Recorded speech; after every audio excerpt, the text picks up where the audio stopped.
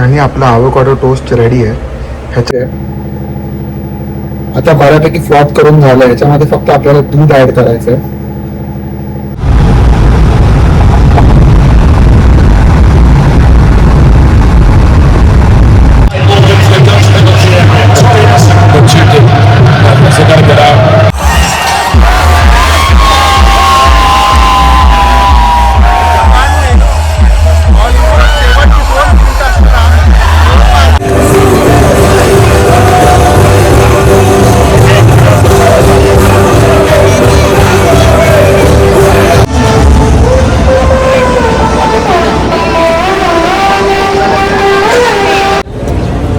ते बघा FIFA world कपचं सँड कॅसल बनवलं आहे.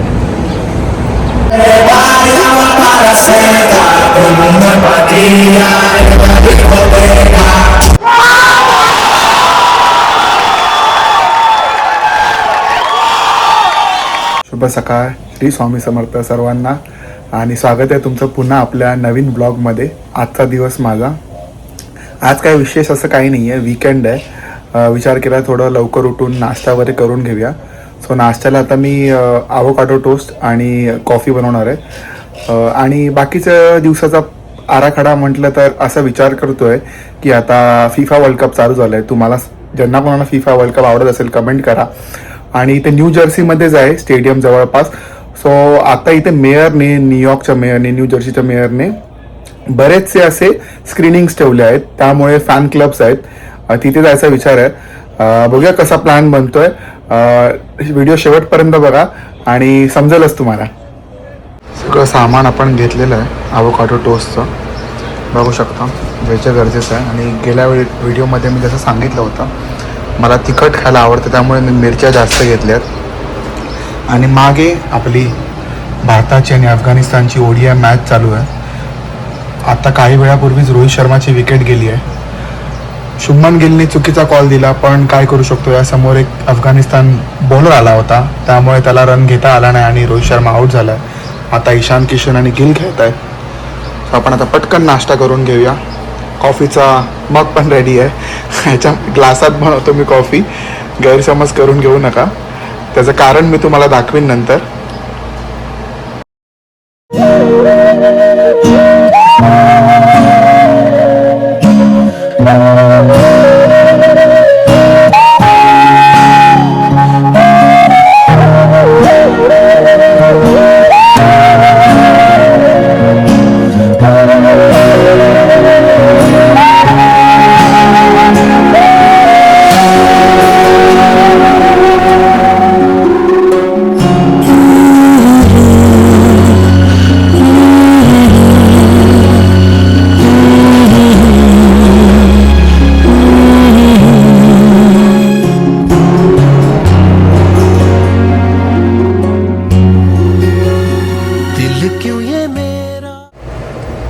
अशा प्रकारे आपलं आवोकाडो टोस्टचं ग्वॉक रेडी झालेलं आहे.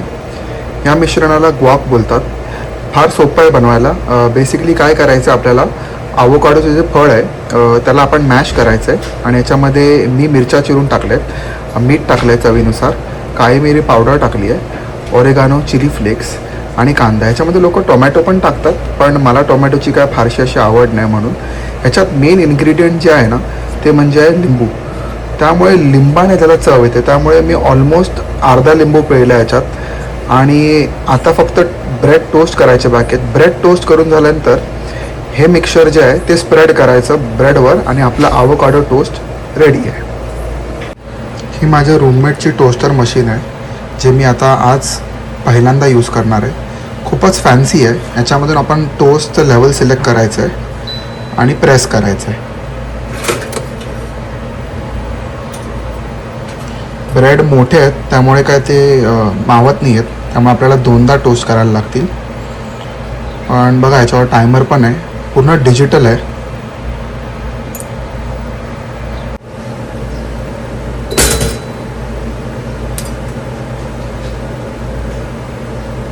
आपले ब्रेड टोस्ट करून झालेत आणि हे बघा काय मस्त टोस्ट झालेत, क्रिस्पी ब्राऊन. आता आपल्याला फक्त ते आवोकाडो स्प्रेड याच्यावर अप्लाय करायचं आहे आणि नुकतंच भारताची विकेट पण घेते. Ishan Kishan bowled by Rashid Khan.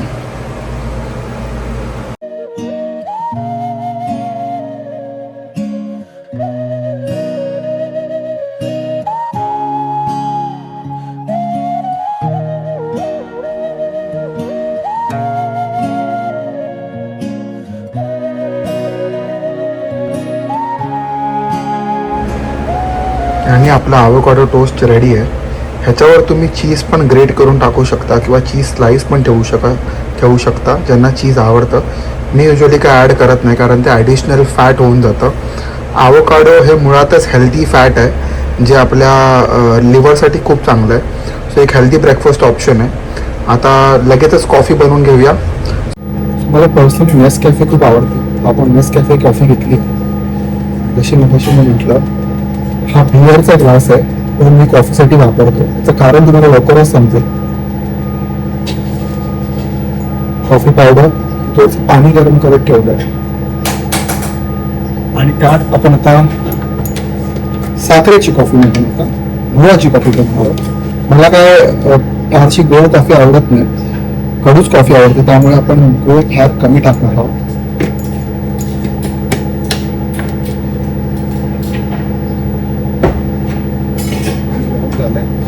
थोडंसं पाणी,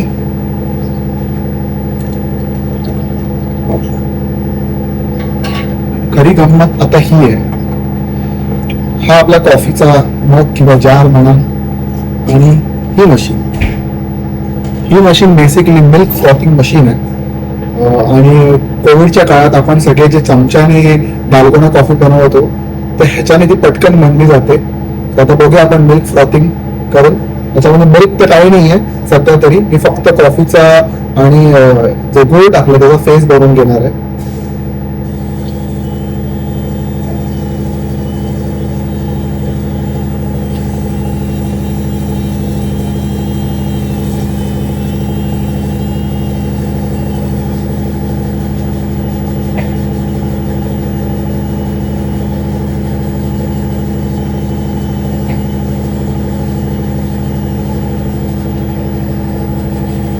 बघू शकता आता फेस हळूहळू वर येईल.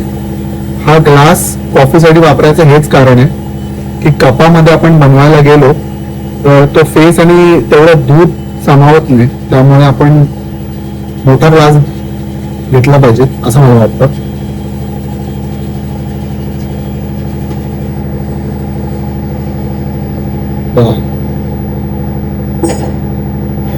फार क्रीमी टेक्स्चर होऊन जातं पूर्ण कॉफीचं, मला दिसतच असेल.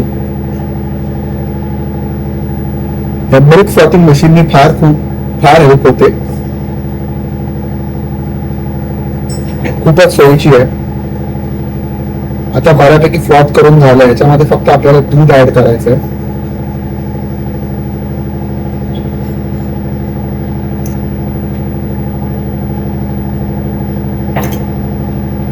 काही नाही, फायनल स्टेप आहे आता दूध ऍड करणं.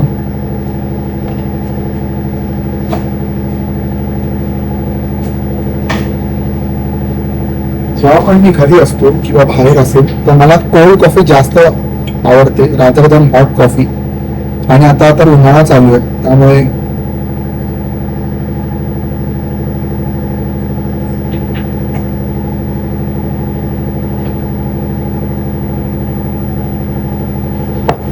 इकडे अमेरिकेचे हे दूध भेटतं कॅन मध्ये. हे 3 लिटर आहे आणि पॅश्चरायझच आहे म्हणजे गरम केलेलंच ह्याच्यात भरलेलं जातं. त्यामुळे आपल्याला ऍडिशनल गरम करायची गरज लागत नाही. फायनली आपली कॉफी रेडी आहे. हे बघा पूर्ण 2-3 सेपरेट लेयर्स आहेत. दुधाची लेअर आहे आणि कॉफीचं जे मिक्सचर झालेलं आहे सगळं क्रीमीनेस त्याची एक लेअर आहे. अशी कॉफी पिण्यात एक वेगळीच मजा आहे. ट्राय करून बघा. आवडले तर नक्की कमेंट करून सांगा. मंडळी, सकाळी मी सांगितलं की आपल्या घराजवळ फिफा वर्ल्ड कपचं स्क्रीनिंग आणि मॅचेस होत आहेत. सो आपण फायनली चाललो. फिफा वर्ल्ड कपच्या मॅचला तर नाही कारण लाईव्ह मॅचच्या तिकीट्स प्रचंड महाग आहेत. एवढ्या महाग आहेत की म्हणजे त्यामध्ये अजून थोडे पैसे टाकले तर आपली भारताची सहल होईल. तर त्या कारणाकरिता आपण चाललो आहोत स्क्रीनिंगला. इथे न्यू जर्सीमध्ये बऱ्याच ठिकाणी स्क्रीनिंग्स आहेत, पण फिफाने ऑफिशियली त्यांची स्क्रीनिंग जी आहे ते एका स्टेडियममध्येच ठेवलेली आहे. त्या स्टेडियममध्ये आपण जाणार आहोत. 15 मिनिटावरच आहे. आता आपण निघालो. संध्याकाळचे 5 वाजले. ऑलरेडी दुपारची एक मॅच झालेली आहे जी जर्मनीची होती. आता नेदरलँडची मॅच चालली आहे. सो आपण जाऊन बघूया. मी स्वतः पहिल्यांदा चाललोय तिथे. मला काहीच आयडिया नाही आहे कसा असणार आहे तो इव्हेंट किंवा काय ते स्क्रीनिंग, कसा तो झोन आहे. आता आपल्या इथे गेल्यानंतर समजेल. पोहोचूच आपण 15 मिनिटात. सो व्हिडिओ शेवटपर्यंत नक्की बघा.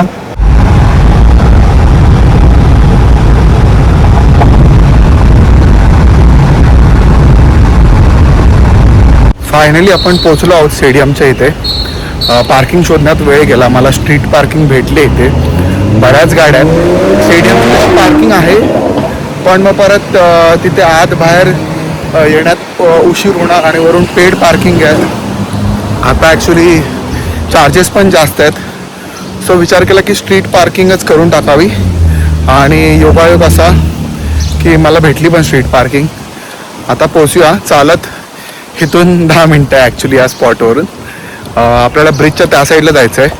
दाखवतो मी तुम्हाला. स्टेडियम इथूनच दिसतोय आणि तो बघू शकता. तो इथे स्टेडियम आहे.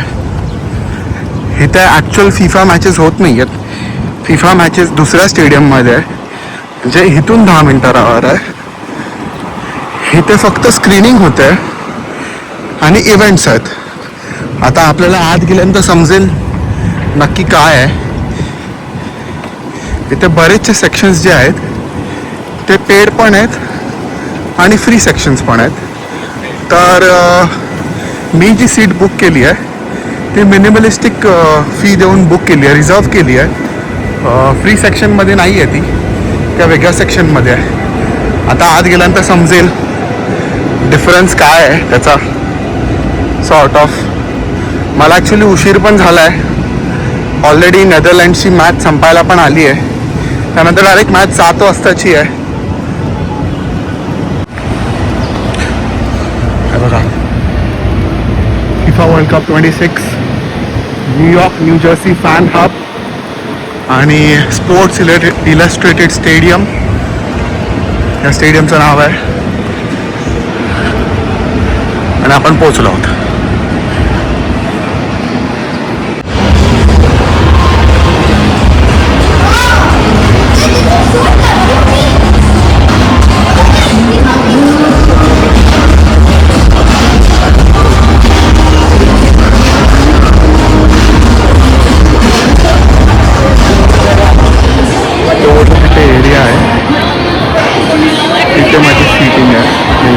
पेड झोन आहे ते 2 जे सेक्शन आहेत ते. पण आजच्या मॅचला मला तर वाटत नाही काय गरजेचे होते. तुझाच पैसे भरल्यासारखं झालं आहे. पण ठीक आहे, काय हरकत नाही. पूर्ण स्टेडियम खालीच आहे.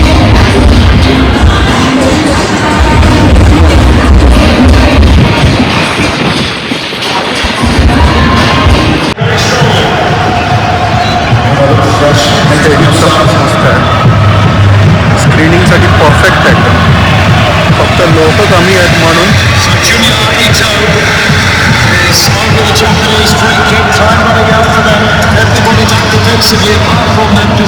स्टेडियमचे क्राऊड बघता असं वाटतं उगाचच तिकीट विकत घेतली.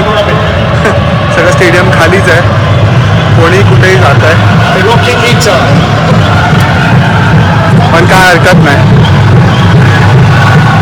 काय जास्त पैसे भरायला लागले नाही.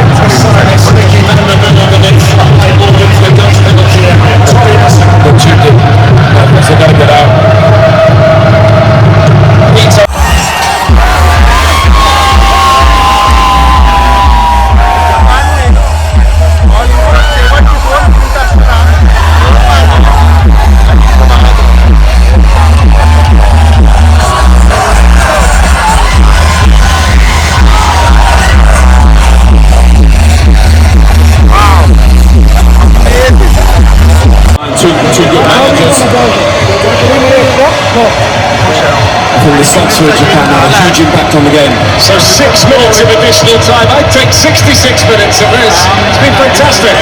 Ito. He normally starts.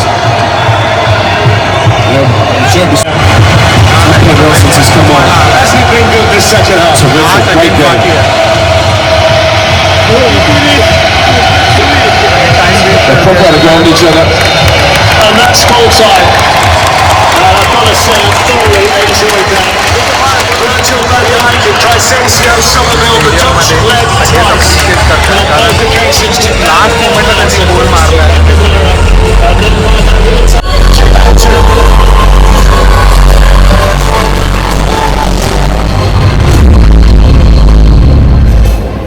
Alright, fans, how about that one? Did we enjoy ourselves? Who's with the Netherlands here? Hands up! What about Japan? Hands up! That was a good one. The night is young. We are not done yet. We have one more match left to do with you guys. How we feeling though? Everybody with me? Alright, coming up on deck we have Ivory Coast and Ecuador. See long team jersey here. Who's here for Ecuador?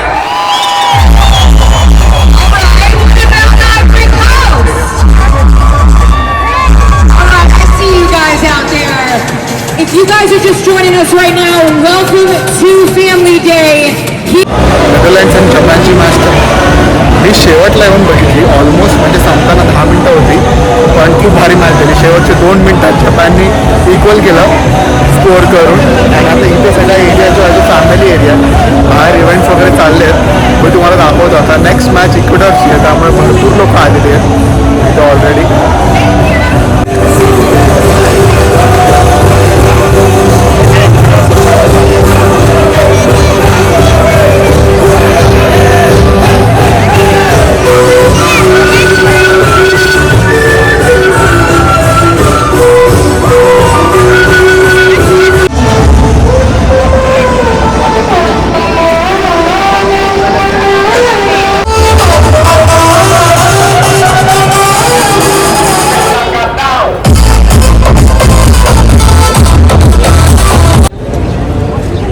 FIFA world कपचं sand castle बनवलं आहे.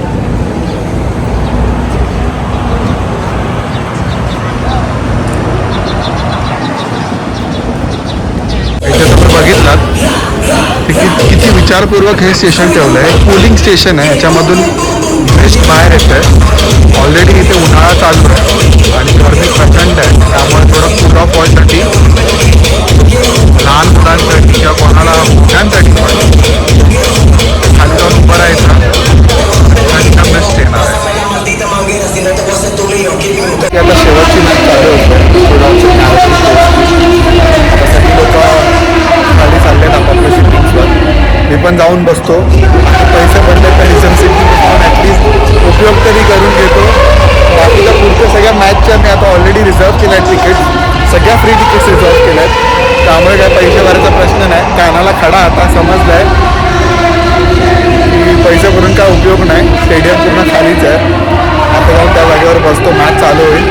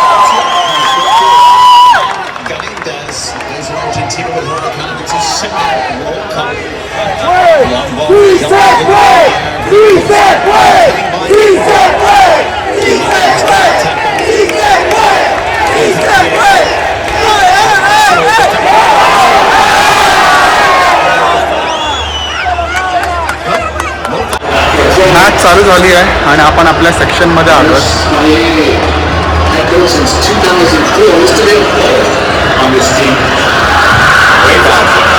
Setting area तर मस्त आहे पण मला personally विचारायचं पुढे जास्त मजा आहे तिथे बसून राहण्यापेक्षा पण आता आपण तिकीट परचेस केली आहे आणि मगापासून चालतो तर पूर्ण स्टेडियम विचार केला तर एकदम थोडा वेळ बसावं आणि मी काय पूर्ण मॅच बघणार नाही आहे थोडीच मॅच बघून निघेन थोड्या वेळाने कारण उद्या मला कामावर पण जायचं आहे आज रविवार आहे उद्या सोमवार प्रॅक्टिस रेग्युलर स्केड्यूल आणि सकाळी लवकर उठायचं असतं त्यामुळे घाई गडबड होते लवकर झोपलं तर लवकर उठता येईल आपण थोडा वेळ निघू पण मला अशी अरेंजमेंट आवडली आहे जसं मी सांगितलं तुमच्या सगळ्या मॅचेसच्या तिकीट्स ऑलरेडी रिझर्व केल्या 3 तिकीट्सच रिझर्व केले हा बाकीचा सगळा पूर्ण एरिया आहे स्टेडियमचा तिकीट्स आहे आणि फक्त हे सेक्शन जे आहेत 110 आणि 109 ही सेक्शन जिथे आपण आता बसलो हे पेड सेक्शन आहे मला असं वाटतं पुढे क्वार्टर फायनल्स आणि सेमीफायनल्सला रिझर्व करून रादरपणे ग्रुप स्टेजेस मॅचेसला किंवा ग्रुप ऑफ 32 ग्रुप ऑफ 16ला हे रिझर्व केले Defensively, Vincent Tapia once again, the little combination play that allows him to be able to get this ball off. But then there's the slip, and then Valencia just trying to do a little bit too much, tries to take it back across to give himself a little bit of a better angle. It's just difficult to keep that one down. You can see he's aiming for that top corner. Look at Receiver at the last second, does really Right back for Pepe. Cassier.